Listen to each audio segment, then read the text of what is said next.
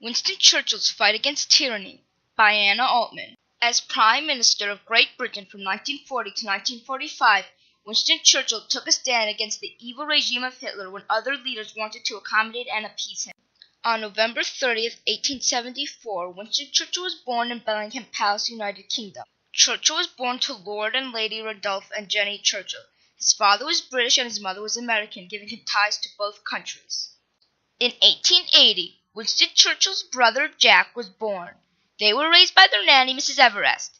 He called her Woom, or Woomani. Winston Churchill, aged 7, went to St. George's boarding school in Ascot. He went to Harrow for high school from 1888 to 1892. He was thought to be a troublesome child and had a speech impediment. After high school, he went to Sandhurst Military Academy and joined the Army after he finished his studies there. On September 12, 1908, Winston Churchill married Clementine Hosier. They had 5 children: Diana, Randolph, Sarah, Marigold, and Mary. Marigold died when she was 3 years old. Churchill participated in many British wars. He was a journalist and a soldier during the Second Boer War in South Africa. He was captured and escaped from a POW camp through a bathroom mirror. He wrote extensively about the course of the war.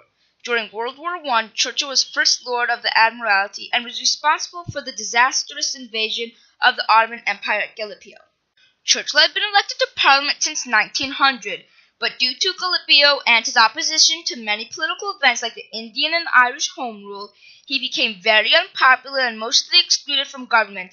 This was known as his wilderness years. In Parliament, Churchill held the following positions: Home Secretary, President of the Board of Trade, and Chancellor of the Exchequer.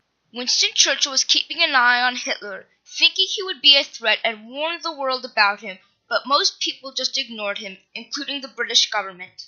Prime Minister Chamberlain tried to appease Hitler at the Munich conference by giving him territory in the Czechoslovakia, hoping Hitler would not go to war. Hitler invades Poland on September 1st, 1939, breaking the agreement with Chamberlain. Churchill was given the position of Prime Minister May 10, 1940. Many terrifying events happened during World War II. At first it looked like the British would lose when their troops had to be evacuated from Dunkirk when Germany invaded and conquered France.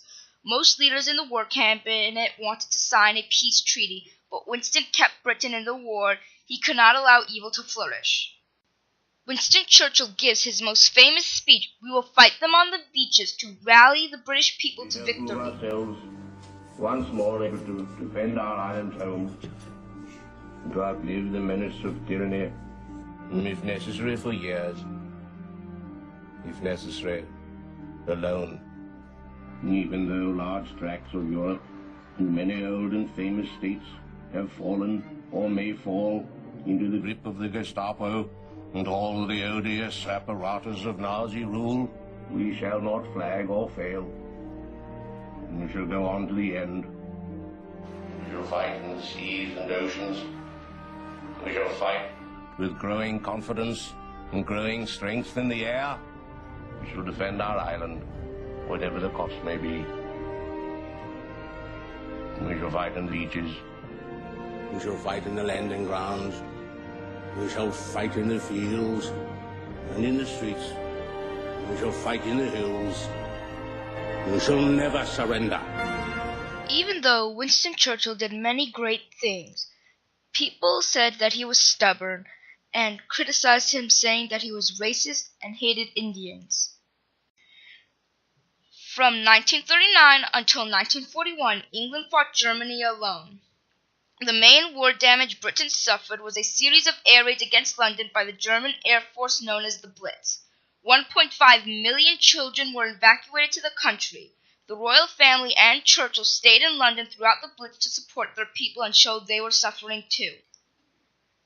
The Blitz was aimed to disrupt production. Almost all big cities were attacked.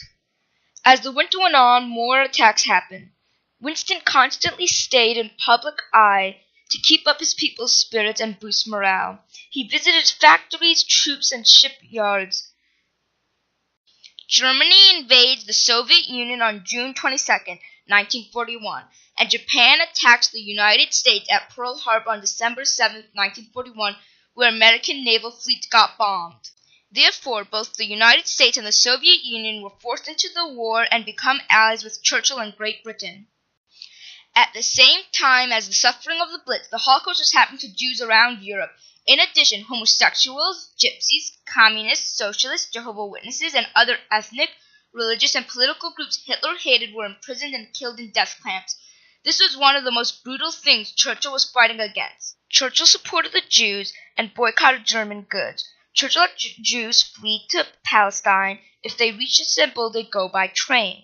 In December 1942, he got word that 4,500 children and 50 adults were saved. In 1944, Germans occupied Hungary. Churchill told the marshal to protect any Jews who escaped. There were about 1,200 camps. The British liberated many concentration camps in northern Germany, including Bergen-Belsen, where Anne Frank and her sister died. On D-Day, the Allies invade France and take over. When the armies of the US, UK, and USSR defeat Nazi Germany, Hitler commits suicide to evade capture on April 30, 1945, and his generals do the same. Europe celebrates V-Day, or the Day of Victory, on May 8, 1945, and the Russians do the following day. Ironically, after the war, Churchill loses the next election but comes back to win the election in 1951 to 1955. Finally, he retires after his 80th birthday, where he receives a portrait as a present. He won the Nobel Prize for Literature in 1953. On 1965, Churchill dies after a stroke and is given the largest state funeral in the history of England.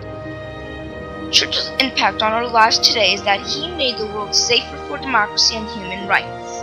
Churchill fought not only to protect his country, but also to stop injustices happening to people during Hitler's rule. Winston Churchill is respected all over the world for his heroic acts. As a sign of respect, there is a bust of Winston Churchill in the Oval Office, and on April 9th is a holiday honoring his memory.